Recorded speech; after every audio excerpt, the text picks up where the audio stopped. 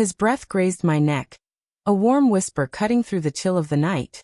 And before I could think to stop myself, the words slipped out of me, fragile and trembling like a confession. Keep going. I didn't recognize the voice as mine at first. It sounded too alive, too urgent, too reckless. His hands braced on either side of me, the soft leather of his car's seat groaning under our weight. Fog swirled around the windows, turning the world outside into a hazy blur. For a moment, it felt like nothing beyond that car existed. Not the town we'd parked in, not the people we knew, not the lives we were supposed to return to. Just breath and skin, silence and sound. We were on a quiet street tucked away behind Pine Valley's main road, a place I'd driven by countless times without noticing. Tonight, a lone streetlight flickered above, casting intermittent shadows through the mist. I could feel the pulse in my throat, and his steady breathing close enough to count. The car engine was silent, but everything else was loud. The rise and fall of our breath, the quick rustle of my blouse, the creak of the seat under my shifting body. He looked into my eyes, his voice soft, a low vibration that seemed to echo inside my chest. You okay? I should have said no. I should have pulled away. But I couldn't. The truth was, I wasn't okay. I hadn't been okay for years. But in that moment, pressed against the seat, the scent of rain still clinging to his skin, I wanted him more than I wanted to be right. More than I wanted to be good. More than I wanted to stay married. My name is Sarah Bennett. I'm 39 years old. I've been married for 15 years to a man named David. We have a son, Ethan, who's just started college. On paper, my life is perfect. We live in a tidy colonial house in Pine Valley, a sleepy town that runs on routine and whispers. I sell real estate, smile for my clients, shake hands, and bake cookies for open houses. People know my name, at least they used to. But somewhere along the way, I stopped existing as a person and started becoming a placeholder. A wife. A mother. A neighbor. A woman with good hair and polite smiles. Wallpaper. I had faded so slowly I didn't even notice. Until someone looked at me like I was still here. Like I hadn't vanished behind the to-do lists, the PDA meetings, and the matching dinnerware. That someone was Noah. Noah was once just Ethan's best friend.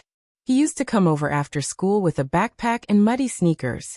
I'd feed him snacks while they played video games in the basement. He helped paint our fence one summer, shirtless and awkward, wiping sweat from his brow and asking where we kept the lemonade. He was just a kid then. Sweet, polite. A blur in the background of my life. But now Noah is 21. And he is not a kid anymore. He came back to Pine Valley after college, working for his father's landscaping company. That beat-up truck of his would rumble down our street, the engine sputtering before it settled in our driveway. I thought nothing of it until the day I caught him staring. Really staring, not like a friend of my son's, not like a boy with a crush, but like a man who saw a woman standing in front of him. And for the first time in years, I felt seen. It didn't happen all at once. It was never one of those cinematic moments where the world tilted and everything changed. No, it was quieter than that. Slower. The kind of shift you only notice in hindsight, like how you don't realize you've been holding your breath until you finally exhale. It began in the kitchen, over coffee and brushed fingertips. One morning, I handed Noah a mug. His hand grazed mine, and I felt it like a pulse. A spark that didn't belong in the humdrum of our spotless kitchen. It wasn't about the touch itself, it was the way he looked at me after. Like it mattered. Like I mattered. He started asking about my day. Not in passing, not out of politeness, but like he genuinely cared.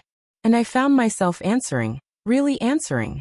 My voice softer than I remembered, as if it, too, was waking up from years of silence. He listened, not the way David listened, with half an ear and distracted eyes, but fully, like each word I said was a thread he wanted to hold on to.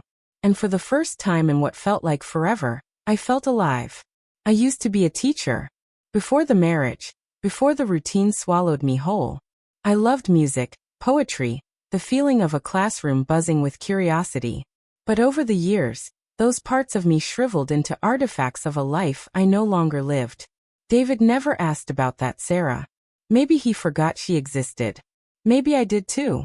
But Noah, he remembered a woman he'd never even met. And slowly, she started remembering herself. Our house is what people politely call well-kept. Every surface sparkles. Mail is sorted into labeled bins. Towels folded like hotel linens. Fake flowers bloom perfectly in their vase year-round, because real ones require care, and care takes time, and time is always running out. David likes order. And for a long time, so did I.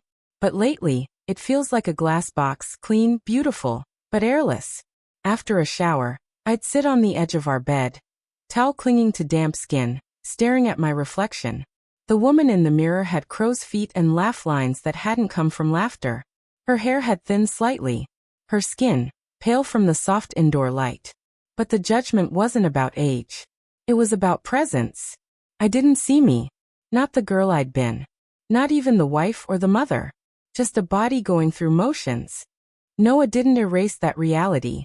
He simply offered contrast. When he looked at me, it wasn't as if I was pretty or young or anything so superficial. It was as if I was whole, visible, desired, known. And God help me, I craved it. He started sending texts, harmless things at first. A meme about real estate agents. A song we'd once talked about on the porch. A photo of a sunset with the caption, Pine Valley's one redeeming feature. And then came the message that cracked me open. Do you ever feel like nobody sees you anymore? It took me 10 minutes to respond. Not because I didn't know the answer, but because I did. Yes. Every day. After that, he stopped calling me Mrs. Bennett. He called me Sarah. It hit me harder than I expected. Not because it was inappropriate, but because it felt right. Intimate in a way nothing else in my life was anymore. When he said Sarah, it felt like I had a first name again. Like I existed beyond the roles I played. He'd drop by to check the gutters or clear the hedges, and I'd bring him lemonade just to have an excuse to linger. We'd talk about his mother's migraines, about the music we both missed, about the way small towns never change. I started wearing lipstick again. Lightly. Nothing dramatic. Just enough to remember what it felt like to try. David never noticed. One evening, David was out of town at a conference in Denver. The house was still, unnaturally so. I'd turned off the TV, lit a single candle. It wasn't for anyone but myself, and maybe that's why I did it. A reminder of softness, of glow, of heat. Noah texted me. Rain's pooling near your gutters again. Want me to stop by? He didn't need to ask. I didn't need to answer. I just left the spare key under the ceramic frog by the back door.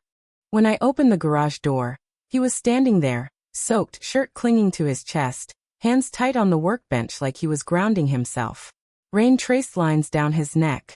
I reached for a towel, brushing past him. His arm grazed mine and it felt like fire. You're soaked, I said, though the words came out barely above a whisper. So are you, he replied. But I was dry. And we both knew what he meant. He stepped closer. Close enough that I could feel the heat from his skin. Is this wrong? He asked, his voice low, trembling. My answer wasn't in words. I leaned in, pressed my lips against his. Gentle at first, as if touching a wound. Then deeper. Hungrier. My hands gripped his wet shirt. His lips moved from my mouth to my neck. My back found the workbench, his hands under my blouse. We crossed the line. And I didn't look back. When it was over, we didn't speak right away.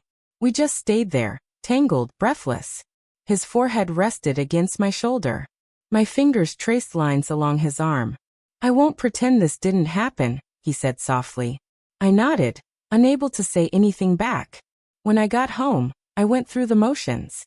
Dishes, teeth, laundry, all while feeling like the floor might fall out from under me. My name Sarah felt foreign in my own head, like something he'd spoken into being. David didn't notice anything different. But the silence grew louder. The hum of the fridge, the soft drip of a faucet, all of it felt amplified, unbearable. Noah's text continued. You seemed quiet today. I'd reply, just tired. But we both knew it was more than that. We passed each other in the hallway sometimes. Too careful. Too quiet. Every brush of air between us was electric. I'd put on lip balm before I saw him. Spritzed a little perfume behind my ears. For a man who was no longer mine to touch. One night over spaghetti, David said casually, Noah seems off lately. Quiet. Distant. My fork paused midair. My heart pounded. I muttered something about work stress. But I could feel it, something had shifted. A crack in the glass. After that, I avoided the garage. Couldn't bring myself to touch the workbench. It still held the echo of his hands, the shadow of our bodies. He stopped coming by altogether. Left his wrench in the garage, a ghost of him resting in a drawer I couldn't open.